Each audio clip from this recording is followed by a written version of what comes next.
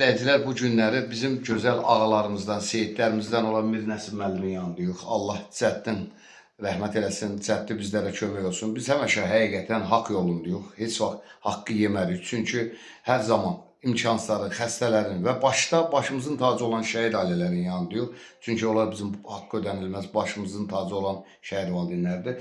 Mir Nəsib müəllimə təşəkkür edirəm. Bugün İşğalı məktəbində də burada olduq. Müəllim, Allah sizi var eləsin. Həqiqətən bu gözəl Ramazan ayında bax belə işlərdə həqiqətən xəstələrin yanında olmaq, belə işlərdə yarış demək lazımdır. Bu yarışdır.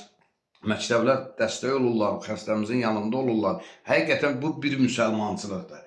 Biz sizə təşəkkür edirik. Var olasan deyirik, təşkilat düzər, bax belə başda siz olmaqla bütün müəllimə və xadimələr hamısı bir yerdə belə deyək də səfərbər oldular, sizin göstərişinizdən dəstək oldular. İstərdim elə bir ağam kimi sizdən də bir iki kəlmə götürün. Buyurun.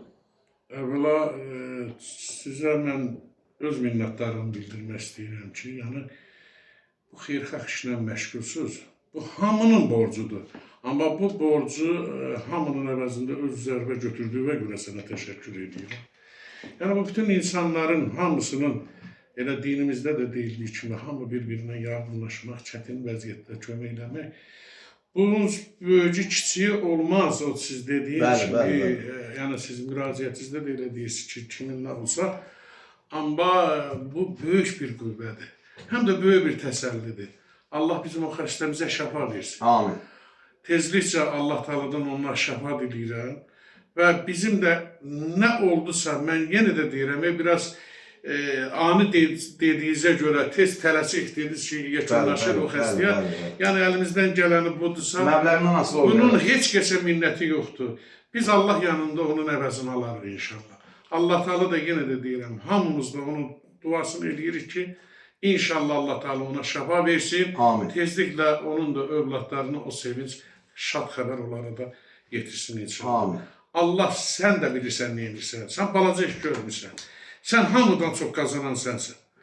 Allah səni var eləsin. Çox sağ olun, minnətdarım. Borcumuzdur. Buna təşəkkür lazımdır. Var olaraq Allah. Biz təşəkkür edirik ki, sizə ki, sən elə bir ki, hamımızın vəzifəsi sən yerinə yetirirsən. Borcumdur, mən vasitəçiyəm. Sizlər olmasınız, mən bu işin öhdəsindən gələ bilmərəm. Allah tozu rəhmət eləsin. Gözəl atozu var.